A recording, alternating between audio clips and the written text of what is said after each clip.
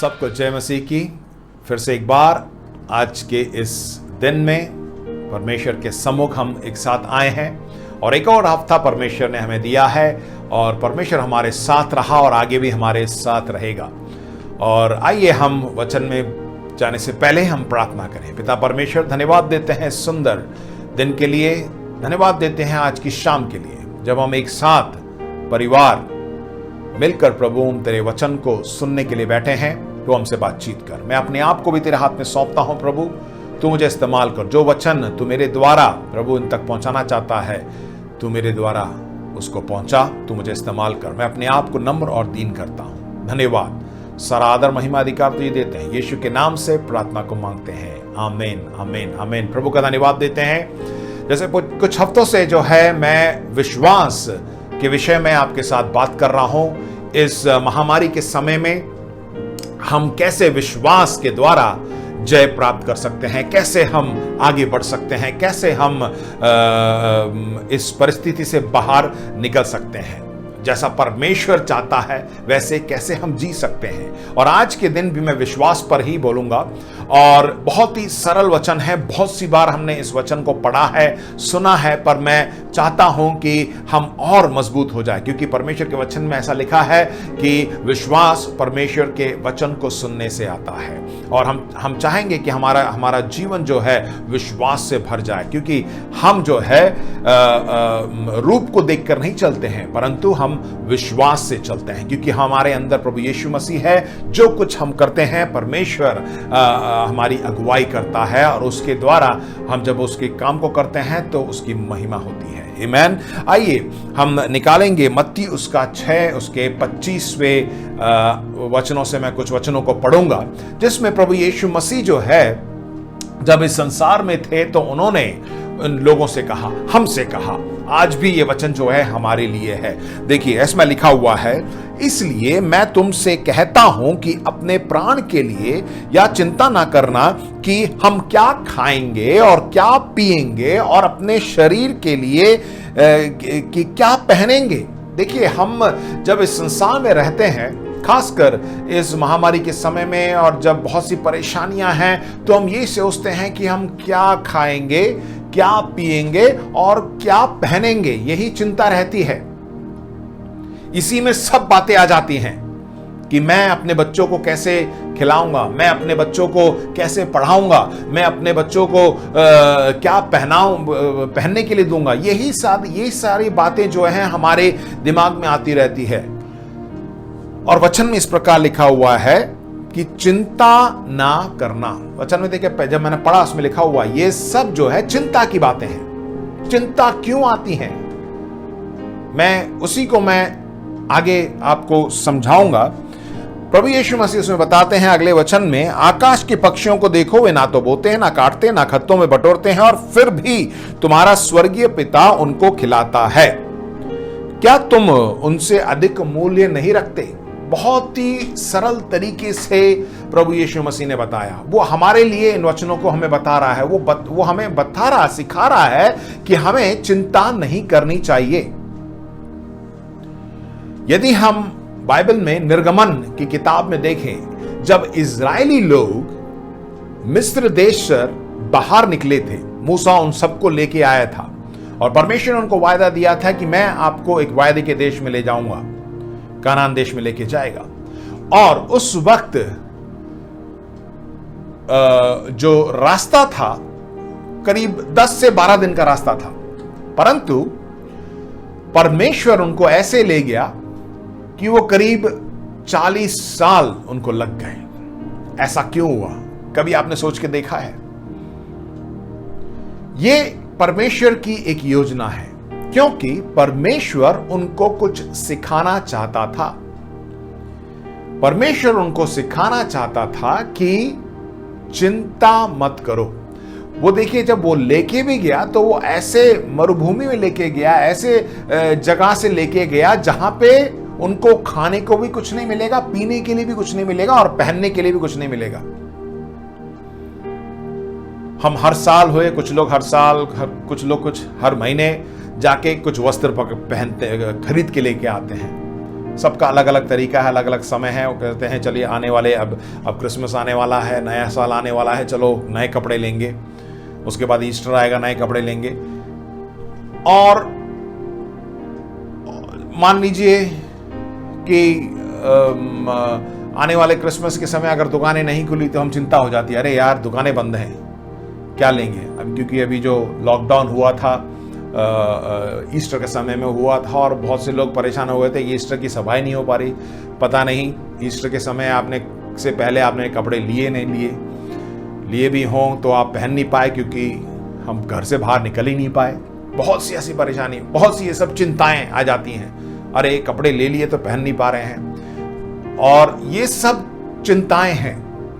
और परमेश्वर देखिए जब उन लोगों को लेके गया, उनको वो सिखाना चाहता था। वो ऐसी जगह से लेके गया जहां पे उनको ना ही खाने को मिलेगा ना ही पीने को मिलेगा, और वहां से उनको लेके गया ताकि वो पूरी तरह परमेश्वर पे भरोसा करे।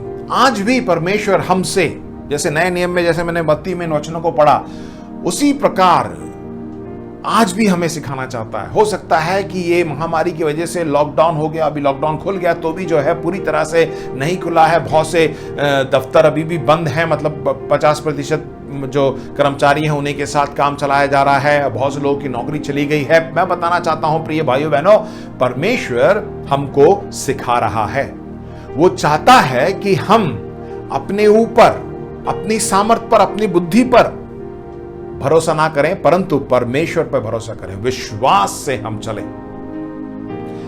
चिंता ना करना, हम क्या खाएंगे, क्या पिएंगे, क्या पहनेंगे, हमारा क्या होगा। और यही बात जो है हम इजरायली लोगों के साथ भी देखते हैं। उन्होंने भी ऐसा ही मूसा से कहा, अरे तू हमको इस जगह ले आया, हमको क्या, हमें वहां मिस्र में मरने की जगह नहीं थी क्या, तो हम यहाँ पे ले आया और हमें जो है मरुस्थल में यहाँ पे जो है हमें मारेगा। ये सब बातें वो कुड़कुड़ाने लग गए। देखिए परमेश्वर उनके साथ बहुत अद्भुत काम किया। जो कुछ 40 साल में उन्होंने देखा, सब कुछ परमेश्वर ने किया, और उसी चीज को यीशु मसीह नए नियम में हमें बता रहा है कि जैसे उन लोगों को लेके आया वैसे ही परमेश्वर हमारी भी मदद करेगा। प्रभु यीशु मसीह 2000 साल पहले बता रहे हैं, और अब भी परमेश्वर का वचन हमारे साथ है, क्योंकि प्रभु यीशु मसीह ही परमेश्वर का वचन है। आज वो हमें सिखा रहा है कि इस परिस्थिति में, इस महामारी के समय में हमें विश्वास से चलना है, परमेश्वर पे भरोसा रखना है। देखिए इसमें साफ साफ लिखा है 27वें वचन में कि तुम में से कौन है जो चिंता करके अपनी आयु में एक घड़ी भी बढ़ा सकता है। हम चिंता करके हमें क्या मिलेगा, क्या हमारी आयु बढ़ जाएगी या हमें कुछ प्राप्त होगा? कुछ नहीं। प्रभु यीशु मसीह बता रहे हैं, और वस्त्र के लिए क्यों चिंता करते हो? जंगली सोसनों को ध्यान करो कि वे कैसे बढ़ते हैं, और वे कैसे ना तो परिश्रम करते ना काटते हैं। तो भी मैं तुमसे कहता हूं कि सुलेमान भी अपने सारे वैभव में उनमें से किसी के समान वस्त्र पहने हुए ना था। प्रभु यीशु मसीह इन वचनों को हमें बता रहा है। वो बता रहा है कि इस मैदान के घास को देखो, जो आज है और कल बाढ़ में झोंकी जाएगी, ऐसा वस्त्र पहनाता है। तो ये हे अल्प विश्वासियों, प्रभु यीशु मसीह जो लोग खड़े थे उनसे कह रहा है, आज शायद हमसे भी कह रहा है, हे अल्प विश्वासियों, तुमको या उनसे बढ़कर क्यों ना पहनाएगा? क्यों नहीं पहनाएगा? देखिए जब चिंता आ जाती है ना तो हम कुड़कुड़ाने लगते हैं। निर्गमन में अगर हम देखेंगे कि मूसा के साथ देखिए क्या हुआ यहां पे। निर्गमन 17वें अध्याय में चले जाइएगा। वहां पे मूसा इजरायलियों को अगुवाई करते हुए लेके आता है, और यहां पे लिखा हुआ, फिर इजरायली की सारी मंडली सीन नामक जंगल से निकली और यहोवा के आज्ञा अनुसार कूच करके रपीदीम में अपने डेरे खड़े किए, और वहां उन लोगों को पीने का पानी ना मिला। वहां पे उन लोगों को पीने का पानी नहीं मिला। फिर से देखिए वही वचन यहां पे दोहरा रहा है, हमें खाने को क्या मिलेगा, हमें पीने को क्या मिलेगा, हमें पहनने को क्या मिलेगा। यहां पे पानी की बात आती है, हमें पीने को क्या मिलेगा। इसलिए वे मूसा से वाद विवाद करने लगे, हमें पीने का पानी दे। मूसा ने उनसे कहा, तुम मुझसे क्या वाद विवाद करते हो और यहोवा की परीक्षा क्यों करते हो। देखिए, जब अविश्वास हमारे अंदर आ जाता है तो हम वाद विवाद करने लगते हैं। हाँ प्रियो, विश्वासियों होने के नाते हमें वाद विवाद या बहस नहीं करनी चाहिए। हमारे अंदर जब अविश्वास आ जाता है, जब चिंता करने लगते हैं, तो हम वाद विवाद करना शुरू करते हैं, बहस करना शुरू करते हैं। आप अपने आप को जान सकते हैं आप किस तरह के व्यक्ति हैं। यहां पे इन लोगों ने मूसा के साथ वाद विवाद किया। आगे लिखा हुआ है, फिर वहां लोगों ने पानी की प्यास लगी, तब वे यह सुन कहकर मूसा से बुड़बुड़ाने भी लगे, तू हमें बाल बच्चों और पशु समेत प्यासा मार डालने के लिए मिस्र से क्यों ले आया यहां पर। अब यहां पे देखिए, उस पे ऐसा है, तब मूसा ने यहोवा की दुहाई दी और कहा कि इन लोगों के साथ मैं क्या करूं प्रभु, ये सब मुझ पर पथराव करने को तैयार है, मुझे ही मार देना चाहते हैं। मैं इनकी अगुवाई करते हुए आ रहा हूं, मुझे ये मार देना चाहते हैं। उनके ऊपर इतना गुस्सा आ गया है। इसीलिए हमें चिंता नहीं करनी चाहिए। जब हम चिंता करते हैं तो हम पहले कुड़कुड़ाने लगते हैं, फिर बुड़बुड़ाने लगते हैं, फिर हमें इतना गुस्सा आता है कुछ भी कर बैठते हैं। और मत्ती में हमने पढ़ा था कि क्या चिंता करके आप अपनी आयु को बढ़ा सकते हैं? नहीं, चिंता करके आपकी आयु घट जाएगी। बहुत से लोग हैं, इधर उधर जाएंगे, सब जगह जाएंगे, प्रार्थना कराएंगे और उनसे पूछिए आपको क्या परेशानी है। पादरी साहब, बहुत चिंता है, मेरे जीवन में बहुत सी चिंता है, मेरे परिवार में चिंता है। प्रिय भाइयों बहनों, यदि आप बाइबल ढूंढ के निकालें, परमेश्वर ने चिंता के लिए कोई भी समाधान नहीं दिया। यदि आप बीमार हैं, वचन में लिखा है कि मैं अपने वचन को भेजकर तुझे चंगा किया, मैंने अपने ऊपर कोड़ों की मार खाई और मैंने तुझे चंगा किया। पर चिंता की बात आती है तो उसके लिए कुछ नहीं है। तो इसका मतलब क्या है? हमें चिंता करनी ही नहीं चाहिए।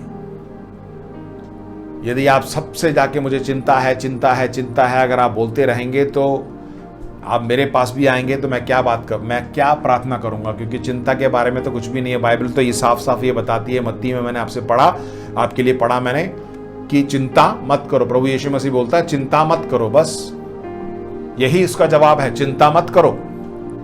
देखिए फिर क्या हुआ। यहोवा ने मूसा से कहा, इजराइल के वृद्ध लोगों को कुछ को अपने साथ ले ले और जिस लाठी से तूने नील नदी को मारा था उसे अपने हाथ में लेकर लोगों के आगे बढ़ चल। यहां पे मूसा को प्रभु पिता परमेश्वर उसको याद दिलाते हैं, अरे तुम्हारे पास वो लाठी है जिसका इस्तेमाल तूने पिछली बार किया था। किस लिए? लाल समुद्र को दो भाग करने के लिए। क्योंकि वहां पे भी यहाँ यही लोग जो हैं मूसा को देखकर कुछ 14वें अध्याय में आप देखेंगे कि वो जब वो पीछे से फिरौन की सेना आ जाती है तो बोलते हैं बस आगे लाल समुद्र है, हमारा क्या होगा, हम तो अब मरने वाले हैं। और वहां पे परमेश्वर ने अद्भुत काम किया। हाँ प्रिय भाई बहन, इससे मैं क्या बताना चाहता हूं, अब ये हमें चिंता करनी ही नहीं चाहिए, क्योंकि परमेश्वर ने पहले से सब कुछ तैयार करके रखा है। वो जानता है कि जहां पे कुछ भी हम नहीं कर सकते वहां पे परमेश्वर कार्य करेगा। आप चाहे हो सकता है आज के दिन आप बहुत सी कोशिश करें, बहुत से आप परिश्रम करें, कुछ भी नहीं हो रहा है, तो मैं बताऊं प्रिय भाई बहनों, परमेश्वर ने आपके लिए एक रास्ता को खोल के रखा है। परमेश्वर आपके लिए रास्ता खोलेगा, विश्वास करिए। वो चाहता है कि आप पूरी तरह उस पर निर्भर हो जाएं। वो चाहता है कि आप पूरी तरह उस पर विश्वास करें। और वहां पे मूसा ने जो है अपने जो उसके हाथ में जो लाठी थी उसे रखा और लाल समुद्र दो भाग हो गया और वो सब पार निकल गए। और वहीं पे परमेश्वर फिर से कहता है तुम्हारे पास वो लाठी है? वो कहता हाँ है, मेरे पास यहीं कहीं पड़ी है। उठा लेता है, उठा के वो परमेश्वर क्या बोलते हैं देखिए उसमें, हाँ देख मैं तेरे आगे चलकर होरे पहाड़ के एक चट्टान पर खड़ा रहूंगा और तू उस चट्टान पर मारना, तब मैं उसमें से पानी निकालूंगा और जिससे ये पिएंगे। तब मूसा ने इजराइल के वृद्ध लोगों को देखते वैसा ही किया और वहां पे गया, और वहां पे जब उसने मारा तो वहां से पानी निकला। कहने का मतलब यह है कि परमेश्वर के पास सब कुछ है, समाधान करके रखा हुआ है, हमें सिर्फ विश्वास करना है। मैंने जैसे बताया शुरुआत में कि परमेश्वर उन इजरायली लोगों को कुछ सिखाना चाहता था। देखिए, जब वो बाहर निकले तो उन्होंने जो है ऐसी, जैसे मैंने शुरू में बताया कि ऐसी जगह से निकल के गया जहां पे उनको खाने पीने के लिए कुछ नहीं मिलेगा, और वहां पे भी जाके वो कुड़कुड़ाने लग गए, अरे यार हमें कुछ नहीं मिल रहा है। तो परमेश्वर ने क्या किया? उनके लिए स्वर्ग से मन्ना दिया, और परमेश्वर ने उनसे कहा कि आज ही के लिए तुमको उसे बटोरना है और आज ही खत्म करना है। वहां पे भी परमेश्वर हमें सिखा रहा है कि कल की चिंता मत कर। इसलिए मत्ती में जैसे हमने पढ़ा था, तू कल की चिंता मत कर, कल क्या होने वाला है, कल क्या होगा। इसीलिए आज के लिए तू उस मन्ना को ले ले, बस कल तक अगर उसे बचा के रखा भी तो वो खराब हो जाएगा। तो वहीं पे परमेश्वर उनको सिखाना चाहता था कि कल की चिंता मत करो, बस आज के लिए तुम करो। देखिए, मत्ती 6:34 में लिखा हुआ है, अतः कल की चिंता ना करो, क्योंकि कल का दिन अपनी चिंता आप कर लेगा। आज के लिए आज का ही दुख बहुत है। हमें पूरी तरह परमेश्वर पर भरोसा करना है। थोड़े दिन बाद यही इजरायली लोग, देखिए, स्वर्ग का भोजन मन्ना उनको मिल रहा है, रोज खा रहे हैं। उसके बाद फिर से मूसा के पास आते हैं और कहते हैं कि अरे यार, हमको इससे ही खा खा के हम परेशान हो गए हैं, हमें मीट कब मिलेगा। तो मूसा फिर गया परमेश्वर के पास, और परमेश्वर ने कहा कि मैं उनको इतना मीट खिलाऊंगा, इतना मीट खिलाऊंगा, इतना मीट खिलाऊंगा कि उनकी नथनों से बाहर निकलेगा। मतलब वो इतने परेशान हो जाएंगे खा खा के कि उसके बाद कभी मांगेंगे ही नहीं। उसका भी परमेश्वर को समाधान है। इसलिए अगर हम चिंता करते हैं, कुड़कुड़ाते हैं और परमेश्वर को नाराज करते हैं, तो परमेश्वर हमारे लिए करेगा, पर खुशी से नहीं करेगा। वो कहेगा कि चलो ये अल्प विश्वासी हैं, इनके लिए मैं करता हूं। वो करेगा जरूर, क्योंकि हम उसकी संतान हैं। नहीं, हमें ऐसा नहीं चाहिए, हमें ऐसी आशीष नहीं चाहिए। हमें, जैसे वचन में प्रभु यीशु मसीह ने भी अपनी प्रार्थना में सिखाया, दिन भर की रोटी हमें दे। आज के लिए हमें चाहिए, प्रभु तू मेरे साथ रह, वही काफी है, तू ही काफी है। हाँ प्रियो, क्योंकि मत्ती उसके 6:32 में 33 में इस प्रकार लिखा हुआ है, इसलिए पहले तुम परमेश्वर के राज्य और उसकी धार्मिकता की खोज करो, तो ये सारी वस्तुएं तुम्हारी हो जाएंगी। सारी वस्तुएं का मतलब है सारी वस्तुएं, सब कुछ हमें, हमारे लिए खाने के लिए, पीने के लिए, पहनने के लिए सब कुछ परमेश्वर देगा। सिर्फ हमें उसके, परमेश्वर के राज्य और उसके धर्म की खोज करनी है और पूरी तरह उस पर भरोसा रखना है। परमेश्वर हमें सिखा रहा है, हम उस पर विश्वास करें। मैं चाहूंगा कि आप बाद में मत्ती उसके 6वें अध्याय और निर्गमन 14, 15, 16, 17 इनको आप पढ़िए। वही जो पुराने नियम में निर्गमन में हुआ, वही प्रभु यीशु मसीह नए नियम में सिखा रहे हैं, और वही चीज आज हमारे लिए भी है। हो सकता है आप बहुत सी बातों के लिए आप चिंता कर रहे हो, बहुत सी बातों को लेकर आप परेशान हो। बस परमेश्वर आपसे कहता है कि चिंता मत करो। आप चिंता करके आप कुछ भी आप नहीं पाएंगे। हमें क्या करना है? पूरी तरह परमेश्वर पर भरोसा करना है। सारे बंद रास्ते परमेश्वर हमारे लिए खोलेगा। जब सारे रास्ते बंद हो जाते हैं, हमें लगता है कि अब तो कुछ भी नहीं है, सब कुछ बंद हो गया, आप निराश मत होइए। परमेश्वर हमारे लिए रास्ते को खोलेगा। इसलिए मैं आपको उत्साहित करना चाहता हूं आज के दिन कि अपनी सारी चिंता को भूल जाइए, चिंता ही मत करिए। वही जवाब है। वचन में ये लिखा है, चिंता मत करो। पूरी तरह हम परमेश्वर पर विश्वास करें। मैं विश्वास करता हूं कि परमेश्वर ने आपसे बातचीत की होगी। प्रभु का धन्यवाद देते हैं इस सुंदर वचन के लिए। आइए अपनी आंखों को बंद करें और हम प्रार्थना करें। पिता परमेश्वर, धन्यवाद देते हैं इस सुंदर शाम के लिए और तेरे इस सामर्थी वचन के लिए जो हमें सिखाता है कि हम चिंता ना करें। तूने हमारे लिए प्रभु सब कुछ तैयार करके रखा है, बस तू हमें सिखाना चाहता है और तू चाहता है कि हम पूरी तरह तुझ पर निर्भर हो जाएं। धन्यवाद कि तू हमारा यहोवा यीरे है, सब कुछ पूर्ति करने वाला परमेश्वर। हमारे प्रिय भाई बहन जो बहुत सी परेशानियों में हैं, बहुत सी चिंता कर रहे हैं, प्रभु आज के दिन तू उनको छू ले।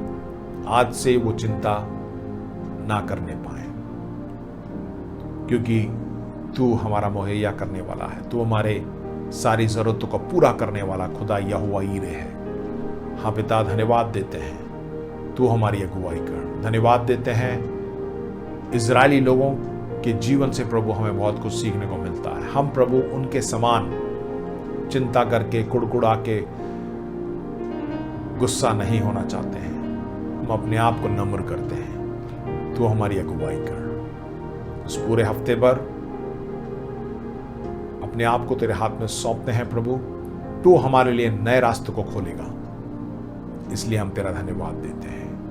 सारा आदर, महिमा, अधिकार तुझे देते हैं प्रभु यीशु मसीह के पवित्र नाम से इस प्रार्थना को मांगते हैं, आमीन। आइए सब मिलकर अनुग्रह वचन बोलेंगे। प्रभु यीशु मसीह का अनुग्रह, पिता का प्रेम और पवित्र आत्मा की सहभागिता हम सबों के साथ सदा सदा बनी रहे, आमीन। प्रभु आपको आशीष दे।